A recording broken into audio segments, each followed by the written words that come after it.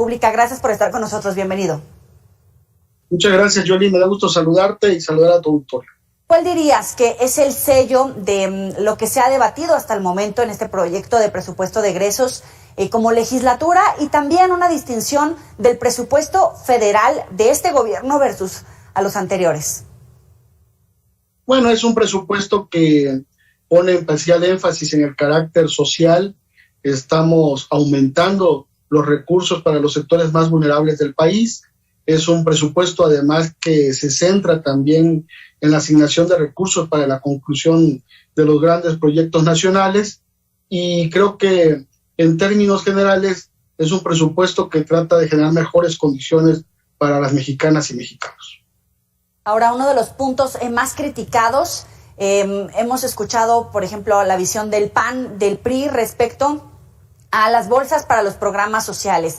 Aunque reconocen que hay un apoyo para los grupos vulnerables, lo tachan de ser programas que administran la pobreza, que no sacan a la gente de la pobreza, que son programas electoreros asistencialistas. ¿Cómo lo ves? Bueno, en primer lugar, no se trata de programas electoreros ni asistencialistas, son programas universales.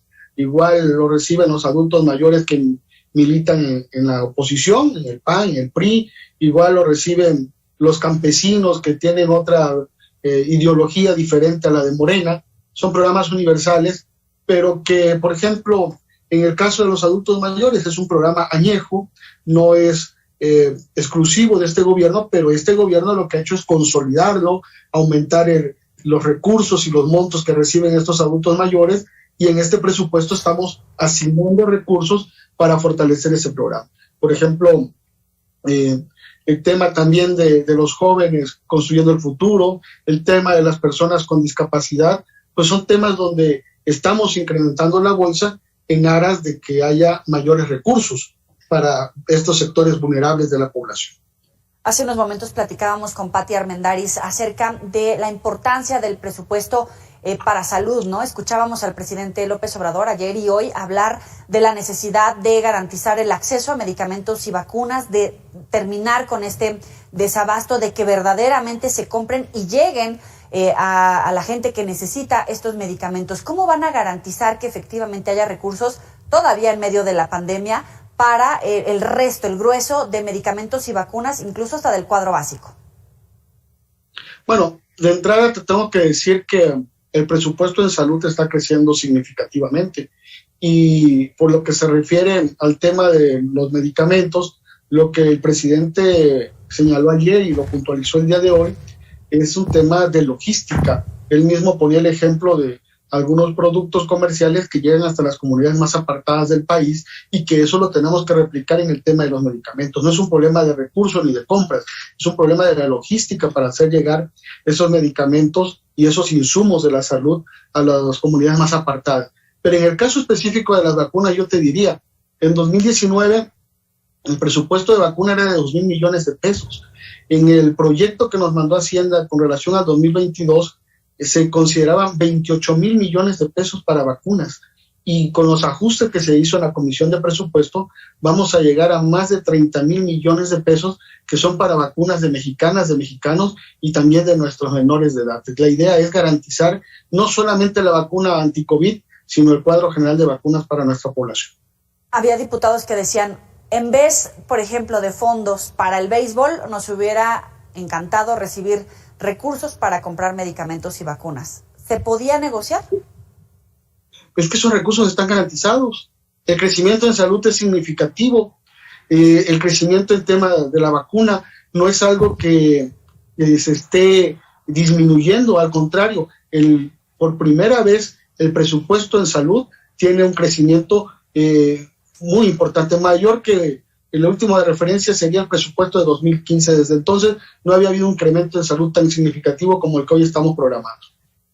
Respecto, por ejemplo, a las obras prioritarias, escuchábamos hace unos momentos el argumento de que era necesario ponerle una bolsa importante al aeropuerto porque va a entrar en operaciones el año que viene. Sin embargo, hay muchas críticas de por qué se privilegian las obras prioritarias del gobierno por encima de la educación. Hemos escuchado diferentes argumentos de diputados de la oposición en este sentido. Mira, A ver, primero, ¿por qué le ponemos recursos a las obras? ¿Y por qué tenemos que hacer estas grandes obras nacionales? Porque cuando ellos estuvieron al poder, el PRI, el PAN, no hicieron estas obras que son necesarias para el desarrollo del país.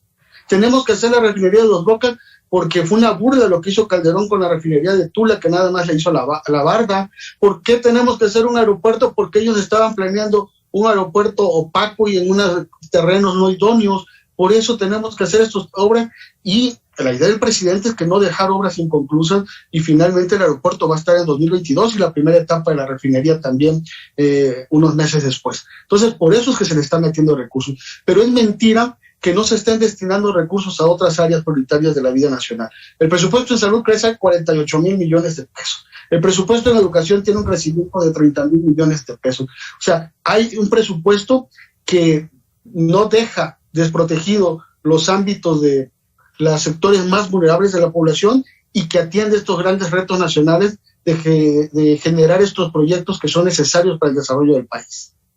Finalmente, hay muchas críticas por el recorte al INE, al Poder Judicial, sobre todo en el contexto del debate que tenemos ya a la vuelta de la esquina con Estados Unidos, con Canadá, si se aprueba la reforma energética como se prevé. ¿Ven que se mina la democracia? Como decía, por ejemplo, ayer aquí Margarita Zavala, ese recorte al INE lo ve como volver todo el poder a un solo hombre o al partido del presidente. ¿Lo ve usted así? Ese es un discurso falso, Joely. Mira, no hay recorte al INE. Hay un ajuste al INE. Tu auditorio tiene que saber que el INE manejó en 2021 25,000 millones de pesos porque este año fue un año electoral, una elección muy grande, no solamente federal, sino concurrentes en la mayoría de las entidades federativas del país. El INE quería 25,000 millones para un 2022 que no es un año electoral. Su referencia debe ser el 2020, donde ejercieron 15,000 millones de pesos. Nosotros, en un año no electoral como es 2022, se le está asignando al INE 4,000 millones de pesos más, van a ejercer 19,000 millones de pesos. Es un crecimiento del 13% más allá de la inflación. El consejero presidente del INE vino aquí a la Cámara de Diputados y nos dijo que con 3,000 millones de pesos se acaba la revocación de mandato. Estamos dando 4,000 millones de pesos más. Y esos recursos que no se están otorgando al INE, que no es que se le estén recortando, sino que se está ajustando a la realidad de un año no electoral, se están destinando a otro rubro. Por ejemplo, en 2019 fueron 1,500 millones de pesos para fertilizantes para el campo mexicano. El proyecto que Hacienda nos mandó contemplaba 2,500 millones.